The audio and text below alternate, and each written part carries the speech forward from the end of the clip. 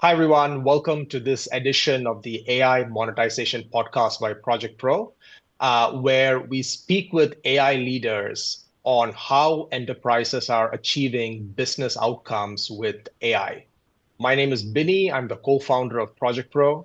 I have with me Dr. Ali, who is the director of applied AI engineering at Google, where he heads the AI ML Center of Excellence, focusing on operationalizing Gen AI for business ROI.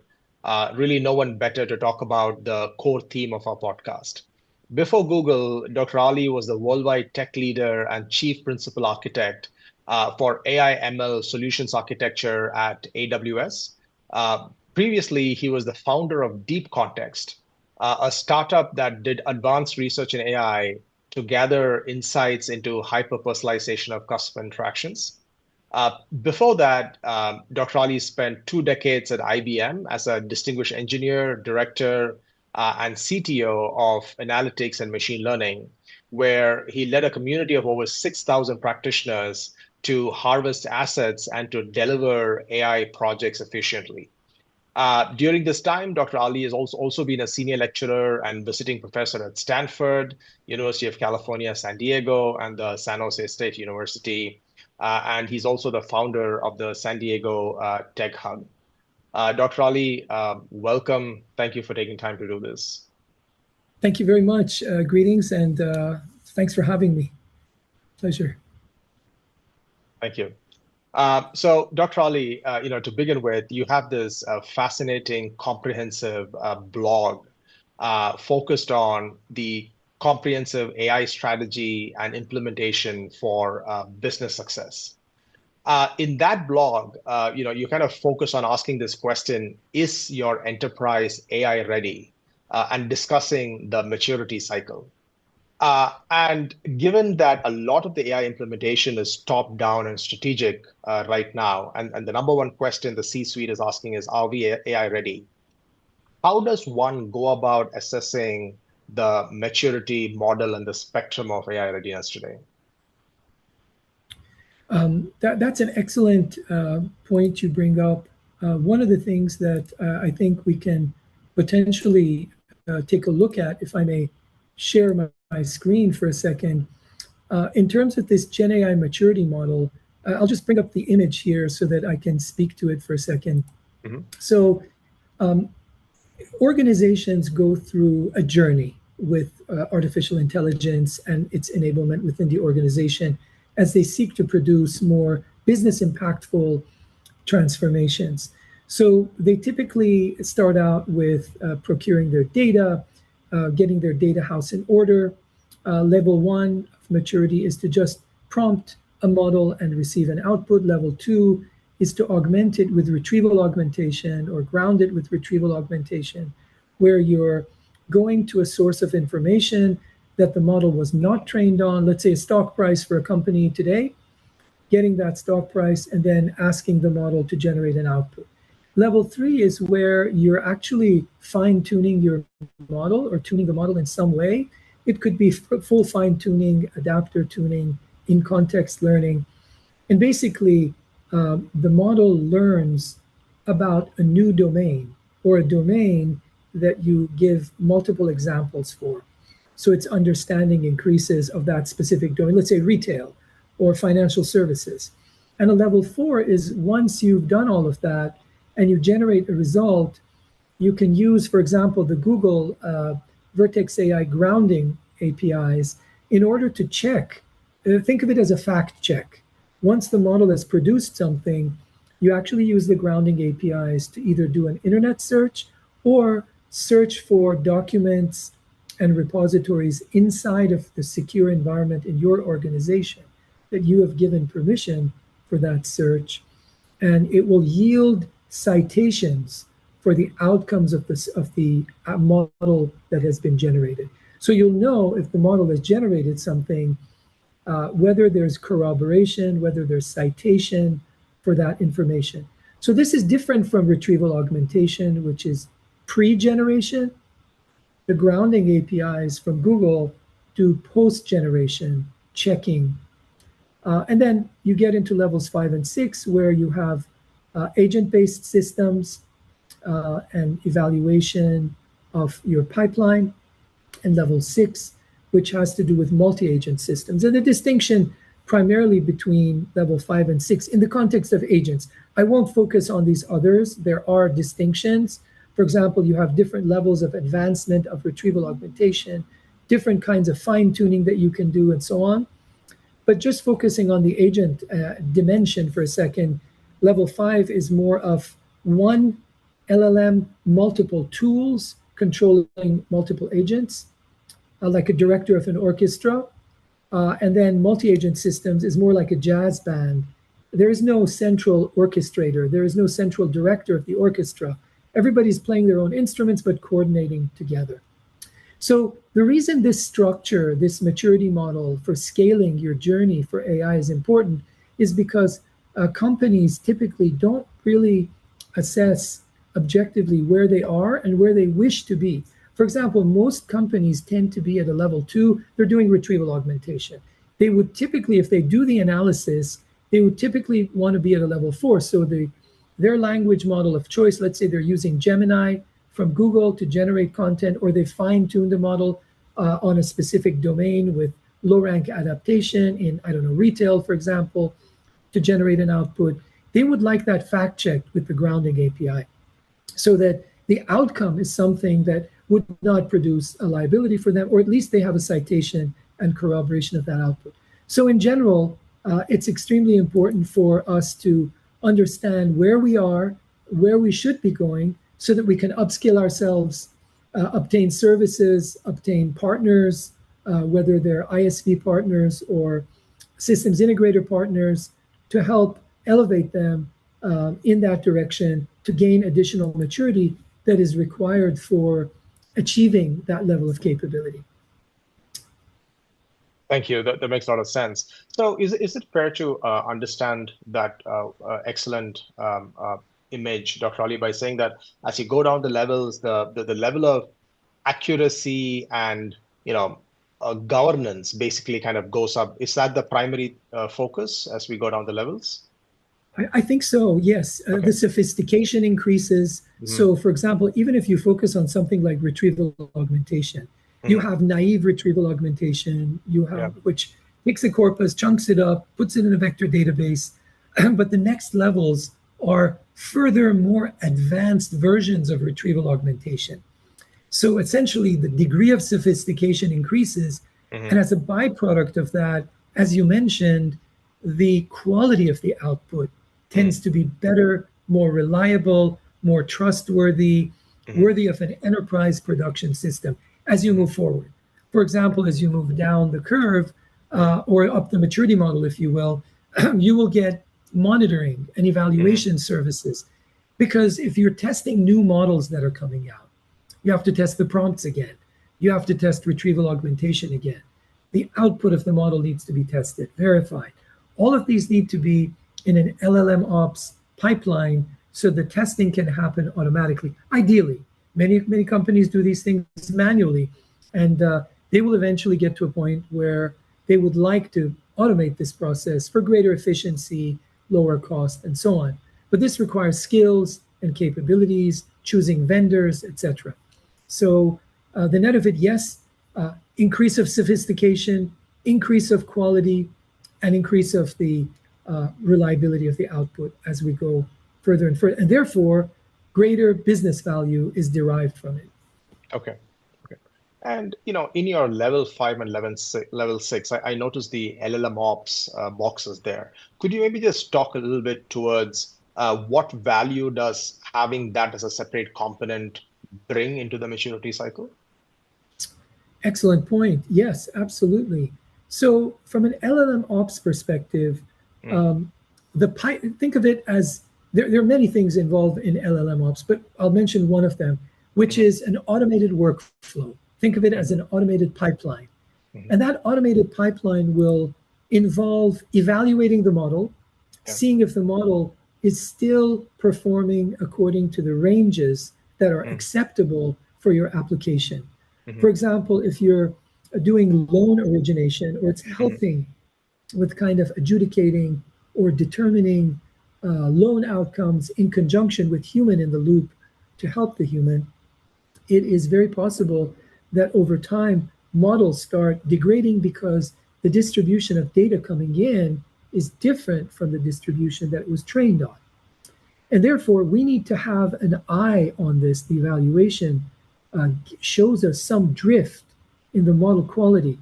And therefore, the LLM ops workflow gets kicked off so that new data is funneled in, a new model is fine-tuned potentially, and or additional data is retrieved as part of retrieval augmentation. Okay, makes sense. And Dr. Ali, from your extensive experience consulting with enterprises on AI projects, right? And you said most of the organizations are somewhere at like level 2, level 3 in the maturity cycle. What have you noticed is the trigger for them to go further down the cycle rather than just being stuck at level 2, level 3? Excellent point. Yes, absolutely. So one of the things that we found is a very common practice, if you will, is to, let me just again point to one of these. Sometimes a picture is worth 1,000 words, or at least some reference that you can visualize. So one of the main things in terms of the reliability. So the idea is, in order to make these models more reliable, the output more enterprise ready and stable, and to reduce the risks of hallucination, reducing the risks of outputs that could be erroneous, we need to do some what we're calling truth triangulation. So your truth triangulation, by that I mean you're providing retrieval augmentation, you're providing data into the model, which the model may not have had at training. You retrieve that from some data source. It could be a vector database, it could be a SQL database, it could be a graph database provided to the model. The model itself would ideally be knowledgeable about that domain. So if you're asking very detailed, focused questions on ophthalmology, about what an eye doctor would know about, you can't rely on a model that's generally trained. And of course, I'll just give I don't mean to say that these models are trained only on Wikipedia, but just for argument's sake and to severely condense the discussion, of course, they're trained on a huge corpus. But let's just use the analogy of Wikipedia as the general content in which something was trained, and a physician's textbook on that an eye doctor would be trained on, and contrast those two. So the second one, the more detailed, specialized information, would be utilized to augment the model, to tune the model, to customize the model in some way. It could be done through in-context learning, through adapter tuning, which only some of the weights of the model are changed, or full fine-tuning, where all of the models or most of the model weights are tweaked so that the model now begins to understand the concepts, the ontologies, the knowledge of, let's say, ophthalmology in this case, and can answer more detailed questions as an assistant, for example, to a physician who wants to know the latest research in terms of eye surgery, for example. So that's component number 2 of this truth triangulation. One is retrieval augmentation, fine-tuning of some sort, and the third one is grounding. For example, with the Google platform, the Vertex AI platform, we offer 2 grounding APIs. One, the Google search, and second, for your own internal enterprise documents, repositories, etc., that you deliberately provide access that won't go out anywhere. It's within the safety of your Google Cloud tenant.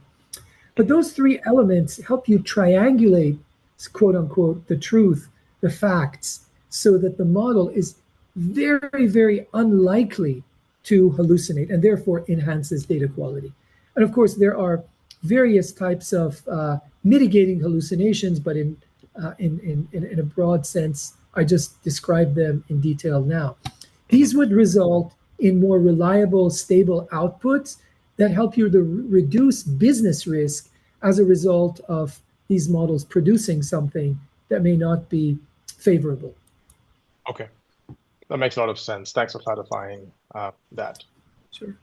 And as you kind of go down your enterprise AI roadmap, the next thing you talk about are the reference architectures that CXOs can use as blueprints. Could you maybe help us understand how should one think of these reference architectures? Where does one go looking for these? And how does that kind of expedite the process? Yes, yes. Excellent point you're bringing up. A lot of times people are looking for enterprise architectures or reference architectures, as you suggested, that are super helpful in guiding organizations towards what do I need to build? What are the components that I actually need to construct or procure? And in this case, this generative AI reference architecture discussion here that you can potentially see. I'm going to go to the image itself hopefully very rapidly here so that you can see the image. So in this image, what you can see is essentially starting out with the user interface and components associated with the user interface, where they're conversational agents, a very rich developer workplace experience, complementarity in terms of code generation, augmented code generation from language models, various forms of techniques of prompting and capabilities relating to prompting, sometimes automated mechanisms in prompting. We have prompt improvement software, for example, at Google on the Vertex AI platform, because when you prompt a model, so this is a prompt and you're serving a model, you have a UX, a conversational agent, you're prompting and you're expecting something from the model. This can change if you change the model. The outcome that you expect, people spend a lot of time creating prompts for specific models. If you change the model, you may need to also optimize the prompt, or you may need to optimize the prompt as you ask the model for new things. So those are components that we need to gain expertise in, we need to obtain tools in, and we need to plan in terms of components of a reference architecture. Retrieval augmentation is another major component, serving the model, having something, we at Google call a model garden. So it's a hub essentially of all the models. There are 150 models in there, 80 of them are open weight models. And you have to be able to create extensions to distill these models, to have function callings for agents and connectors to data sources. So this is the adapt. So you're prompting, you're doing retrieval, you're serving, you're adapting the model, but you may need to prep and tune new data. Many organizations have very valuable data that is their secret sauce, and they can use that data securely to augment and tune their model so that the question is asked of their model that is tuned on their data. So those are kind of the pink things here, and then the response can be grounded.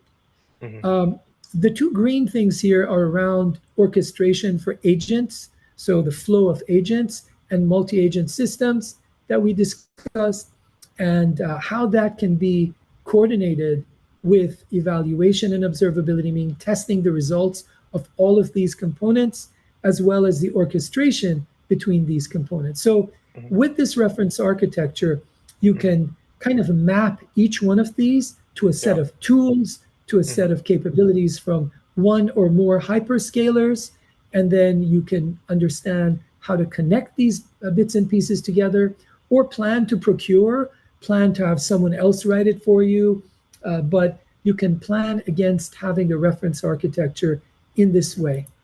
And while you're on this image, Dr. Ali, I was curious, how is a lifecycle pattern different from a kind of a reference architecture?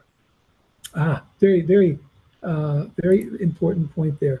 So you can think of the reference architecture more as what are the components and patterns that you would implement as you go through your, if you will, process. But you can also think of these as so these are more the pieces, the more static pieces, if you will. But in terms of the life cycle patterns, So if you look at the generative AI lifecycle in general, it consists of predictive and generative AI. There are various mechanisms that you need to employ. So you can think of them as a process. And in that process, there is a lot of data preparation going on, a lot of experimentation going on, adaptation of the models, prompt engineering going on, deployments, monitoring and management, and creating the data pipelines and leveraging, validating data, collecting data, curating data, preparing it, feature engineering, and so on. So that is more of a process-oriented view of what needs to be done and the capabilities and expertise that we would need in order to accomplish this. So, I'm sure you can make this available to your listeners. There's a blog that talks about the generative AI lifecycle, which goes through more of the process aspect here.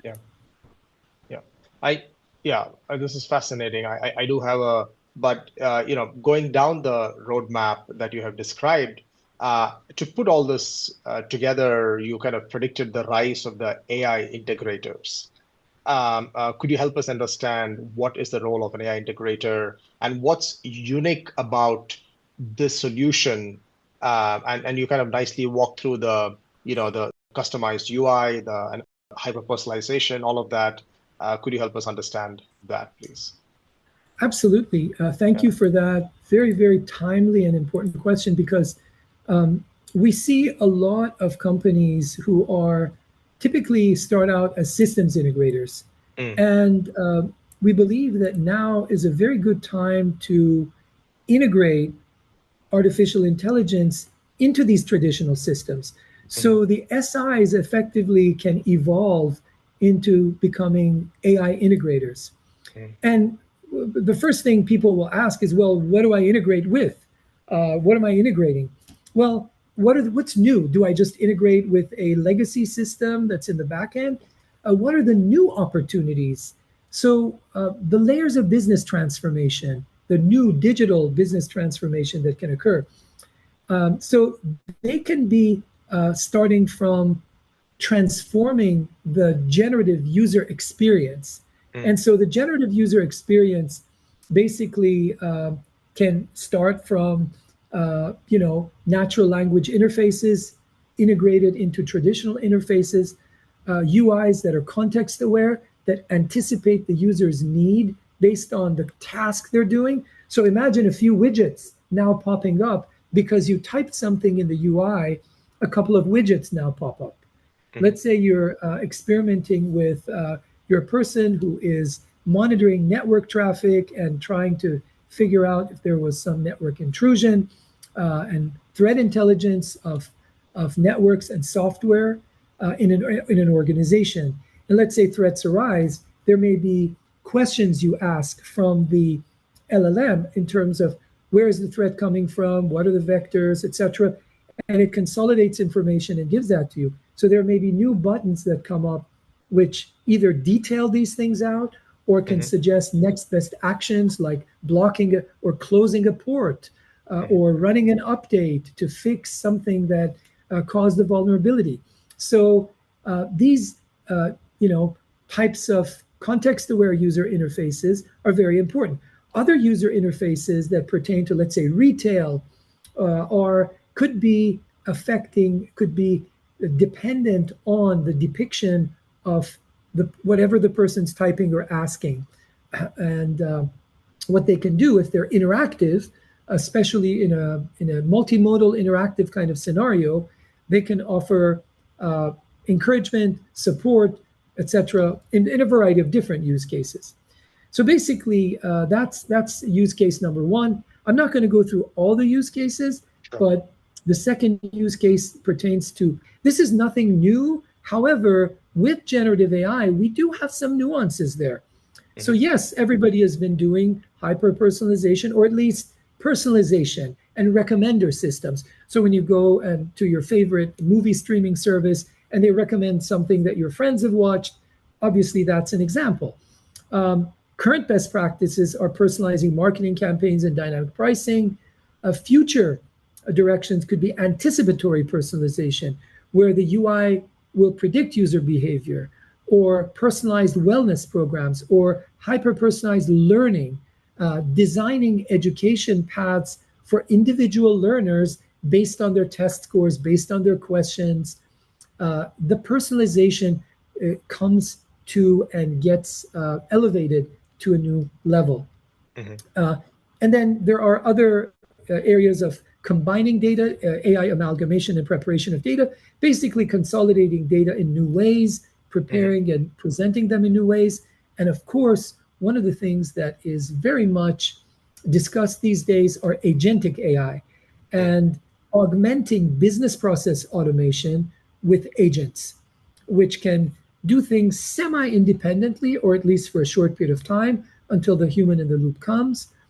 And effectively, the next level could be distillation of, there's a lot of things going on in the enterprise. Let's say in that same network intrusion or threat intelligence example for internet security for a company, you can distill down to what are some next best actions for people who don't necessarily have all that much experience that we've hired. Let's say they can be upskilled much faster that way. So Hmm. this presents a structure in which we can think about how to integrate AI into a variety of use cases. Hmm. That is very helpful. The whole systematic walkthrough of the new generation of AI integrators. So, do you think, as a company, the DNA of these AI integrators would be fundamentally different from the DNA of an SI integrator, or do you think there'll be a lot of kind of coexistence of both these models? I think you're right. There's going to be a lot of coexistence, Mm, but I also feel that, and our experience shows that there's a different level of skill involved here. mm, So, in a systems integrator scenario, you're building bespoke applications for mhm, companies. But this is very focused on not just building a bespoke application, but in how you integrate AI and generative AI very specifically into an existing application or into a new application that you're building. So mhm, there's a certain amount of level of expertise and a certain amount of dovetailing with a business roadmap. So the company can't just say, okay, here's an application, I'm going to integrate AI with it. This may call for new monetization strategies, marketing strategies, technologies that they may not necessarily have mhm, um, as a skill. mhm. And so, really, the call to action is for systems integrators to upskill themselves, Yeah. look for use cases that go beyond simple integrations and Mhm. go into that next generation of quantum leaps to incorporate very specific generative use cases, like the five we touched upon. Makes sense. Makes sense.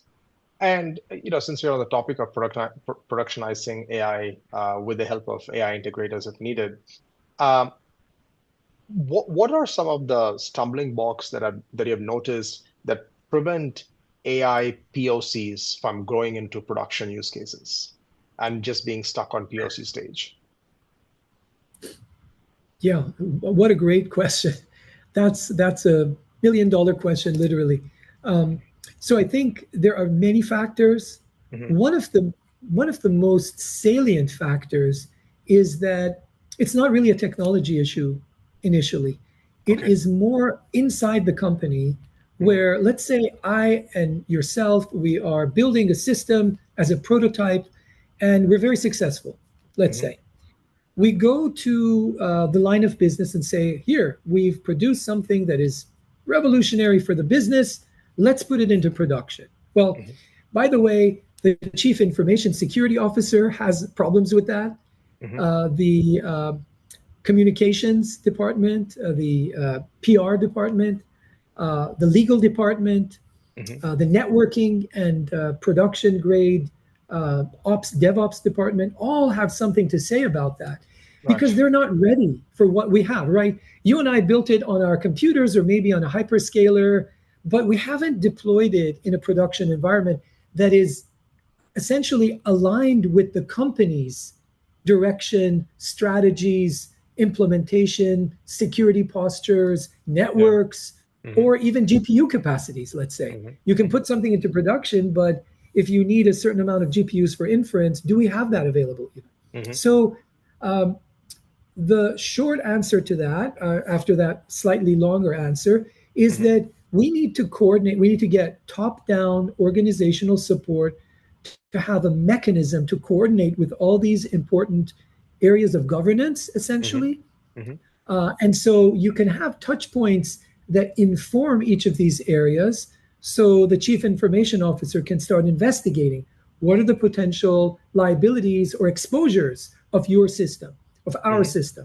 And Mm-hmm. then the next one, and then the next one, and then effectively making sure we procure enough capacity, let's say, on the GPUs that we need for inference when we Mm-hmm. put this into production, Mm-hmm. and so on. So these are the types of things that I think are key impediments and Okay. are not necessarily the technology of can I build an AI well or can I integrate it well into my application. Right. That makes a lot of sense.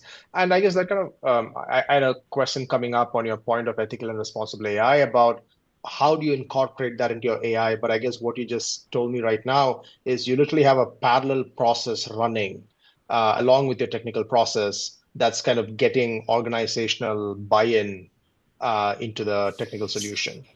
Correct. Okay. And to your Hmm. point, like for example, at Google, one Hmm. of the parallel processes we have is to make sure that the systems that are built on artificial intelligence are responsible and trustworthy. So Hmm. we have this responsible AI set of criteria that we need to Hmm. go through, where Hmm. independent other groups will assess the Hmm. impact of AI in certain areas. Is it biased? Is it discriminatory? And so we try to avoid bias and discrimination and so on and so forth through Hmm. extensive testing and Hmm. independent verification before we put something out into production because maybe the data set was incomplete. And so we Yeah. have to go back to the drawing board. Let's Hmm. say our application has to do with college students, Yeah. and we have you know 10,000 examples of seniors, but we have only 1,000 of juniors and sophomores. So Yeah. the tendency of the system will be biased towards seniors versus sophomores and juniors, for example. And Yeah. so we need to go and gather data. Maybe we didn't realize it in the beginning. Of Yeah. course, this is a hypothetical example, but I think it imprints the point that we have to go back and procure data or Hmm. redo the data from scratch, make sure the model is not biased, make sure the data is not biased, make sure the Hmm. drift of bias and discrimination or effectively reliability and hallucinatory elements are minimized before we put something into production. So those are Yeah. all elements of responsible AI. Yeah. Makes sense. And this is just wonderfully articulated. And please correct me if I'm wrong, but there's a series of steps you just walk through to prevent bias. Make sure there is ethical, responsible, governance-focused AI. That that seems like the kind of outcome that will come from a company that has a very organized data science practice, very meticulous, rigorous data science practice that they've already had. But now with Gen AI, we are seeing AI use cases in companies that have never done data science before. And they don't have the mindset of this iterative, probabilistic nature of the in, tool they're dealing with. True. What advice do you have for teams like that have never done data science before and to kind of address something so rigorous the way you just kind of walked us through? Yeah. Well, I think there are some considerations that they can take a look at. Hmm. And some of those considerations can be shown in this particular blog. Hmm. Um, the blog is basically responsible self-adaptive AI, but we Hmm. don't need to do the self-adaptiveness. We can capitalize on things that are not automatic. There are complexities of navigating ethical language models.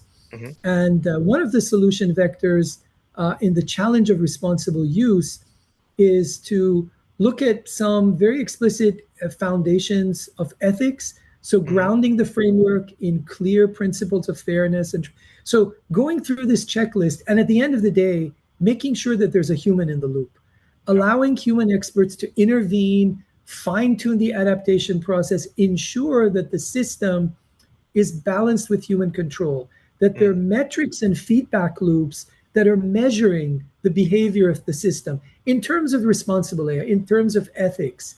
And that continuous monitoring is demonstrating through human oversight that there is, in fact, compliance. And of course, you obviously set up monitoring, automated monitoring technologies, but there's human oversight on it as well. So this is important.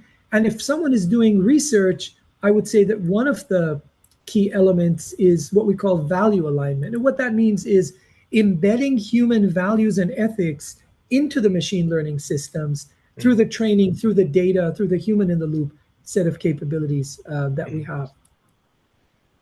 Makes sense. Makes sense. And coming to the advanced AI techniques part of your roadmap, Dr. Ali, you specifically chose to call out the many-shot in-context learning with LLMs. I was just curious, was there a reason you decided to focus on that given everything else going on? Yeah. That's a favorite topic of mine. I'm so glad, Binny, you mentioned that. So the many-shot in-context learning is contingent on a very large input context window. So for example, Google's Gemini 1.5 Pro has 2 million token context windows. And so what that gives you is the ability to provide in-context learning of not just 10, 5, or 100, but let's say 2,000 examples. And or not even really have to fine-tune the model for many use cases. So giving those examples exhaustively into the context window allows the language model to be sufficiently conditioned to adapt based on the examples that it has been given, extensive examples, to show increased reliability of those use cases. So I think that's an extremely important element that can be taken into consideration, because if we look at that, then the expense of fine-tuning in many use cases can be alleviated. I'm not saying it's for all use cases. I'm not saying it's going to be a silver bullet for everything, but that allows us to put in entire GitHub repositories, entire hours of video, and so on and so forth. And so that allows us to adapt models much better. And by the way, on Google Cloud, we have the notion of context caching. So what that means is if you give those 2,000 examples and you put it in the system prompt, you don't have to pay. You pay for it once, so to speak. And if you're using it 10 times, you're not paying for it 10 times every time you put in the context window. With context caching, you pay for it once and you pay a very negligible amount over time just for the storage, not for the API calls. So those types of capabilities allow you to use these very large context windows to adapt them to new use cases in very unique ways. Very interesting. And I know this is subjective, but in the many-shot scenario, for that to be extremely effective, how many instances do you think you usually need to get in there? Is it in the order of hundreds, in the order of thousands? Great question. Well, there was a study that was recently done at Stanford University, and they looked at several of these, capabilities. And one of the things, and the paper is called Many-Shot in-Context Learning for Multimodal Models. And we can provide a link to the listeners later. Available. Right. But basically what it showed is they gave 2,000 examples in two major, one with GPT-4 Omni and one with Gemini 1.5 Pro. And they were demonstrating how with Gemini 1.5 Pro, as the number of examples was increased, the reliability of the training, the stability of the model increased with time, whereas the other model had erratic behavior as you added more and more examples. So for an enterprise context where you need stability and reliability, Yeah. the Gemini 1.5 Pro would clearly be a capability that you would need for such a degree of enterprise stability. Makes sense. Thank you. Absolutely.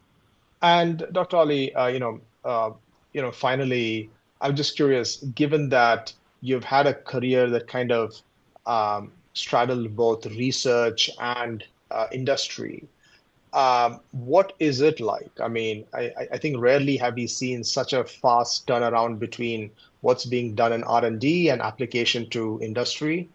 So you must have a fascinating ringside view on kind of how this is being applied. What is the role like? What's fascinating about it? I'm just curious. Yeah, the 30, 60, 90-day plans that people made are now out the window, and Mm, they are more like 3, 6, 9-day plans. So the velocity or the acceleration really has been stupendous. mm, I think the positive side is that um, when you're trying to bring research into production, there's mm, this impedance mismatch. Uh, Being inside of one company, when research is in one company and the production cloud side, for example, is in one company, that really helps that process. It smoothens it out because they're two different categories, different, roles and personas. The mm, deep researcher is very different from someone who wants to get something in a reliable production state, but they have to collaborate with one another. So if yeah. they're in one company, this really, really helps. And I've seen the collaboration between DeepMind and Google Research and Google Cloud facilitate this process. And Mm, so all the research that has been done by DeepMind and Google Research will tend to get funneled very fast into Google Cloud, much faster than before. mm, Um, and so I think that's a very positive kind of construct. So the net of it is the strong collaboration between research and industry needs to yeah. be there, and there should be mechanisms by which the research can be transformed in a two-way direction. Mm, Research to be transformed into something that's production grade, but that's not going to work right off the bat. You need mm, feedback from the production grade testing back mm, into research to mm, augment their systems and make it better. And so mm, that loop helps us get better systems faster. And it's a mm. challenge every day, Okay. Okay. but it's an exciting challenge and it's a promising challenge. Very well said. And what do you think we should be looking forward to in terms of the future of what's coming up with AI? Is it agents or is there something more forward-looking you're thinking of? Yeah. Well, I think it's going to be pretty much, yes. I think of it more as distributed AI in a sense. Agents are really a distribution of knowledge, of intelligence in small pockets, whether they're coordinated by a central location. But human in the loop is very important. The reinforcement learning is very important. So we have control over these distributed AI components. But then also the interactive nature Hmm. is going to be extremely important. So, for example, on Pixel phones, you have Gemini Live. You can have a conversation with the phone immediately, Hmm. and the phone can give you. I mean, anybody can make that purchase today, and you can have a dialogue, essentially with Gemini, a verbal dialogue. I mean, of course, Hmm. everybody knows conversational agents and typing, but I think that kind of user interface, which is the spoken user interface, is Yeah. going to become also more prominent, Hmm. especially for personalized use cases.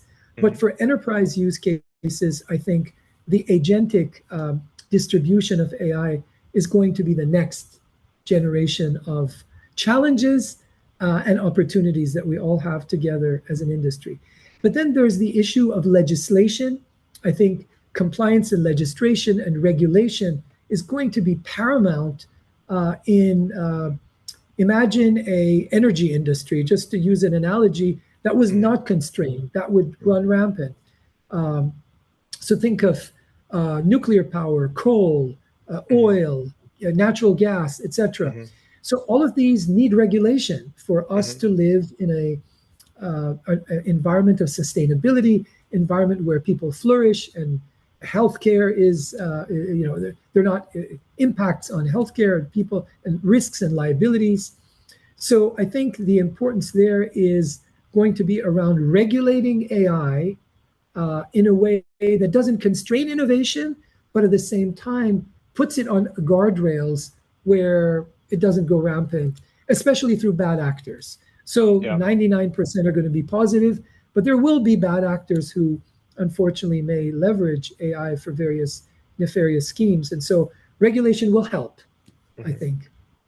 Okay, that's very well said. So distributed agentic AI with guardrails, with enforced by legislation. So, yes.